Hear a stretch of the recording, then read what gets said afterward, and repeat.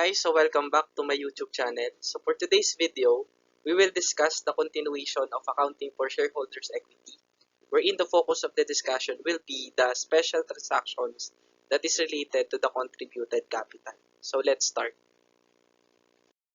Okay, so first in line, let's talk about delinquent shares. So delinquent shares are subscribed shares which were not paid in full by the subscribers after the due date. So as you remember on our previous videos, we have a subscribed shares, which are shares that can only be issued or can only be converted into ordinary shares once the subscribers have paid in full. However, if the subscription have a due date and after the due date the subscribers fail to pay the balance, then the shares will be considered or the subscribed share will be considered as delinquent share. So the delinquent share, so to eliminate that balance, maraming alternatives si corporation. It's either sila na lang bumili ng subscribe share na yon para maging treasury share or kaya naman pwede nilang gawin tong alternative na to which we will be discussing. So they can select this alternative which is the unpaid portion may be sold through public auction and they will select the highest bidder. So the problem, who is the highest bidder? So the highest bidder is the one who is willing to pay the less, who is willing to pay the unpaid balance and or willing to receive the least number of the shares subscribed. Okay, so let's have an example para mas maintindihan natin. Let's say A subscribed 10,000 shares, 50 par value to SEC Corporation and provide a down payment of 30%. So the subscription must be paid before the end of the month before it can be considered as delinquent. However, after the end of the month, the subscribers failed to pay the balance and the corporation offers the delinquent shares in public auction. So we have three bidders. Bidder number 1, willing to pay the unpaid balance, pero ang gusto niyang makuha niyang shares ay 6,000 shares. And we also have bidder number 2, is willing to pay the unpaid balance, then he is willing to receive 5,500 shares. And bidder number 3 is willing to pay the unpaid balance as well, but he is just willing to receive 5,000 shares. In this case, the highest bidder will be bidder number 3. So bidder number 3 will be the highest bidder and he will be the one to pay the unpaid balance. Then after that, the subscribed shares will be converted to ordinary shares, which is the 10,000 shares. The 10,000 shares will be divided into A, which is the subscribed, so the default subscribers, and he will get 5,000 because bidder 3 is just willing to receive 5,000 shares. Okay, so let's have another illustration for delinquent shares. Dito, magjo-journal entry naman tayo. So let's say, for example, the corporation received subscription for 10,000 shares, 50 par value. The subscriber paid 40%. Then after that, the share was considered delinquent due to non-payment of the subscribers of the balance. So the share was offered through a public auction with the following bidders. 5,000 was incurred in the advertising the auction. We have bidder number 1 who bid 7,000 shares, bidder number 2 who bid 6,500 shares, and bidder number 3 who bids 5,500 shares. So to easily analyze the transaction, so let's have our journal entry. For the first journal entry, let's record the subscription first. So the subscription should be like this. So debit cash 200,000, debit subscription receivable 300,000, then credit subscribed share 500,000 pesos. So nakuha natin subscribed shares 10,000 shares times 50, then 40% of that has been paid by our subscribers. So therefore, 500 times 40%, that will be 200,000 pesos and the remainder will be recorded under subscription receivable 300,000 pesos. Okay? And the next entry, this is the time that the shares became delinquent. So upon knowing that the shares became delinquent, so this should be the R entry. So ilipat lang natin yung subscription receivable to another receivable account, namely due from the highest bidder. So the amount is equivalent to the default amount or the unpaid balance, which is 300,000 pesos. So debit due from the highest bidder, 300,000. Then credit subscription receivable, 300,000 pesos. And the next entry should be, this is the recording of the advertising expense related to the auction. So just debit due from the highest bidder since it will be collected to the highest bidder. Then credit cash, 5,000 pesos. Okay? The next one, this is when the the highest bidder paid the balance, which based on the information, the highest bidder is bidder number 3. So he is willing to receive 5,500 share and is willing to pay the balance of the due from the highest bidder. In that case, the balance of that account is 300,000 pesos and the 5,000 pesos related to the advertising expense. So therefore, the amount to be paid by our highest bidder is 305,000 pesos. So debit cash 305,000, then credit due from the highest bidder 305,000 pesos. Since the subscribed shares were already paid in full, then this is the time that we can now issue the shares from subscribed to ordinary share. So to convert the subscribed share into ordinary share, this will be our journal entry. So debit subscribed share, which is equivalent to the subscribed share initially subscribed, which is 500,000 pesos. Then credit ordinary share 500,000 pesos.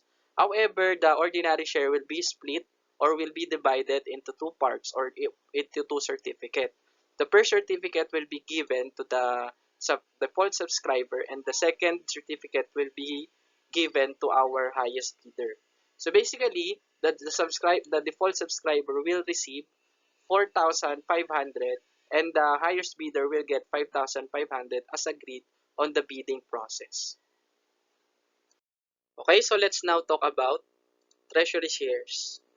So treasury shares, these are the shares that were initially issued and reacquired by the corporation.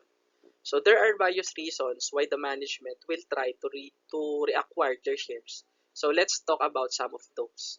So number one, the management will try to reacquire their own shares, primarily to reduce their outstanding shares. So of course, they want to reduce their outstanding shares for various reasons. And one of those is that to increase the earnings per share. So as we all know, one of the indication that the management or the corporation is earning is through computation of earnings per share. If the earnings per share is higher, then it will give a good vibes or good uh, feedback that the corporation is earning and every share has a cut into it. Okay?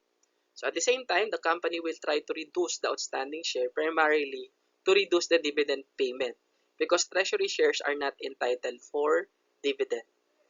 So at the same time, treasury shares are also used to buy other securities or assets. So instead of paying cash or giving other kinds of assets, so the reacquired shares can be used as a payment in order to buy other securities or another form of asset. Okay? Then, we also have treasury shares. These shares can also be used as a share option, bonus plans, or direct sales to employees. Because some of the corporations are providing or offering their shares to their employees as their retention policy. Okay? So instead of giving cash to their employees, so what they giving is that they give their employees an option, a share option wherein the employees can buy shares to the corporation so that the employees will become a shareholders of the company. And the treasury shares will be used as a shares to be issued to them. So there are mas marami pa tayong marami pang reason why there are treasury shares, pero ito lang naman yung pinaka-popular reasons behind them. Okay? Okay, so let's now talk about treasury shares, accounting procedures. So remember the treasury shares, these are shares that were already issued but not just outstanding. That's why hindi na natin susundin yung ating concept na the shares must be issued above par or kaya naman at par value. So in dito, we can purchase the treasury shares below par or above par. Then that's the case kung magkano man yung ating purchase price, that will be the amount to be recorded under treasury shares. So the treasury shares are recorded at cost. The number two, if the treasury shares will be issued or will be reissued to shareholders, these are the rules. So if the issuance price now is more than the cost, a premium must be recognized. Normally, the account used is share premium dash treasury share. But if the issuance is less than the cost, the difference must be closed first to share premium. Then kapag may natira pang amount, then i-close natin yan sa ating retained earnings. So for easy reference, we can use this one. So if the sale is favorable, so meaning the reissuance price is more than the cost, then the difference must be closed to retained to share premium treasury share. On the other hand, if the sale is unfavorable, meaning the reissuance price is less than the cost, therefore we have to consider two things. i-check nyo muna, meron bang balanse yung share premium treasury share? If there is a balance, so doon muna natin yan i-close. Then in case meron pa ring balance, the balance of the difference should be close to retained earnings. So in any case that there will be no balance on the share premium treasury share, so the difference must be close directly to retained earnings. Okay, so let's now proceed to our illustration on treasury shares. So let's assume these facts. So number one, the entity acquired 5,000 shares with a par value of 50 at 70 pesos. So 70 pesos will be our purchase price and the par value of the acquired shares, of the reacquired shares, is 50 pesos.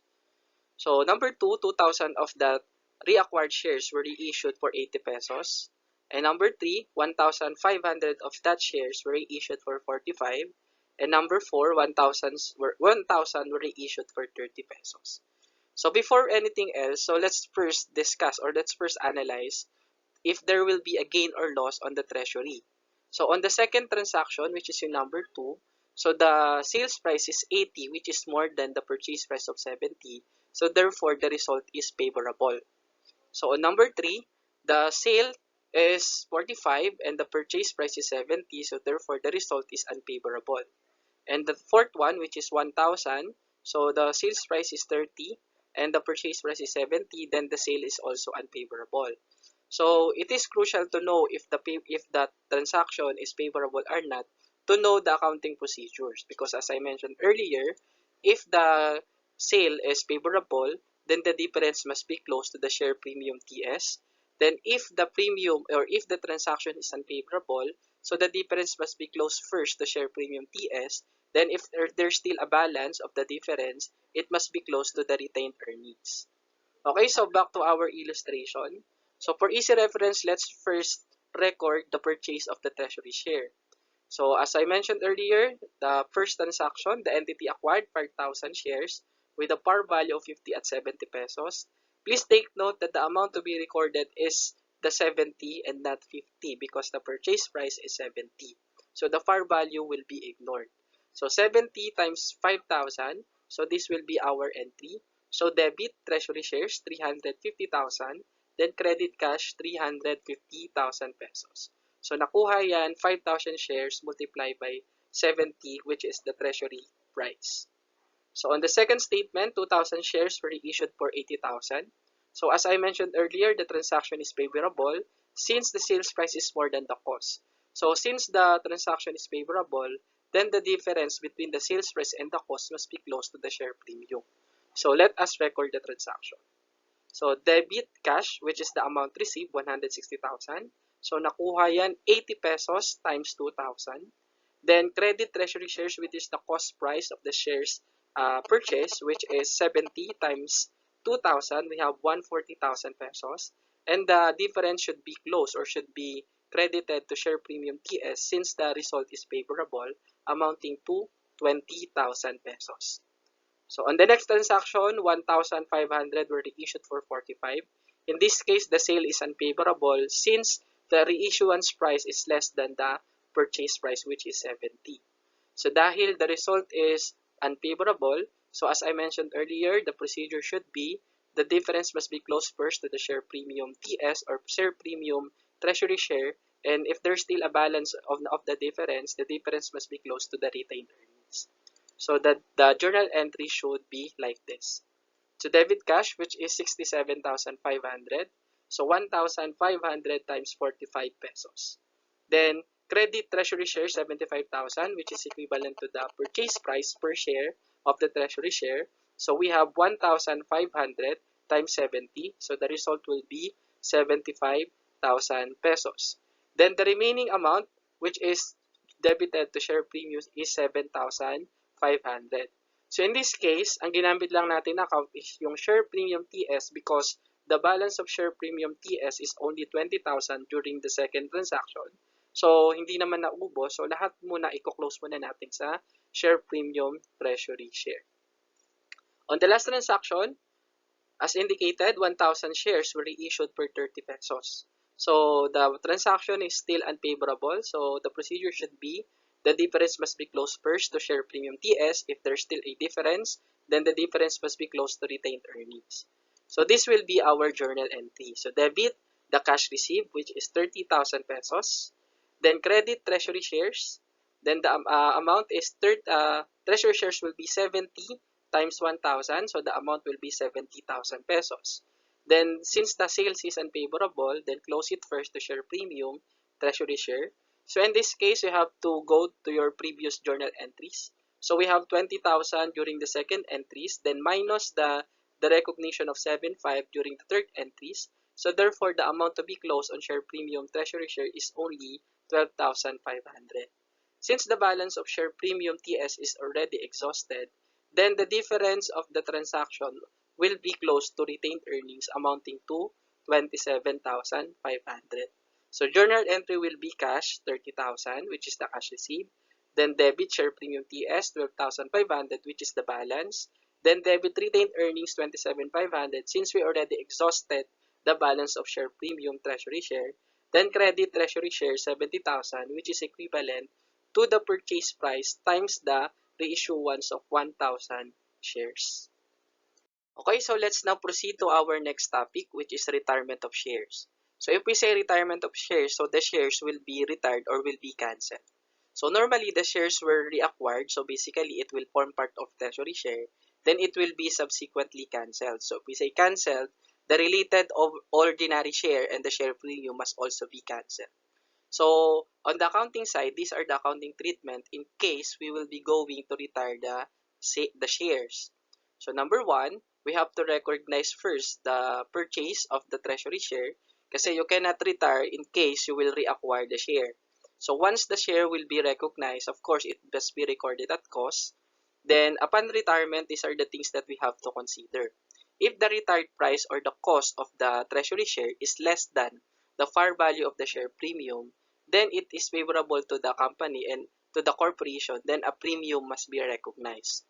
On the other hand, if the retired price or the cost of the treasury share is more than the fair value, the difference must be eliminated through the following accounts in order of priority. So number one, the difference must be closed first to the share premium from original issuance. If may natira pa ring amount, that should be close to the share premium from treasury share, at kung meron pang natira, i-close natin yan doon sa ating retained earnings. For easy reference, we can use this approach. So if the transaction is favorable, it will be favorable if the retired price is less than the fair value. Ibig sabihin, mababa natin siyang na-retire. So ibig sabihin, may gain talaga. If that's the case, we need to close it to share premium RS. So ang ginagamit po na account ay share premium retired shares. On the other hand, if the result will be unfavorable on the part of the corporation, then as I mentioned earlier, so the loss must be closed through the following accounts. So number one, close it first to the share premium ordinary, then share premium treasury share, then close natin sa retained earnings. Okay, so let's have an illustration for us to easily understand or the concept of retirement of shares. So let's have this illustration. So let's say for example on one, the entity acquired 5,000 shares for 70 per share. So 70 is the transaction price or the purchase price of the treasury share. So the share was originally issued at 60 pesos, but the par value is 50. So basically, we have a share premium of 10 pesos per share. Then eventually 2,000 of that shares were reissued for 80 pesos. Then the remaining shares were retired by the corporation. So ito yung kailangan nating tandaan as I mentioned earlier. So if the result will be unfavorable on the part of the corporation, then the difference must be close to share premium retired share. It happens during retirement, okay?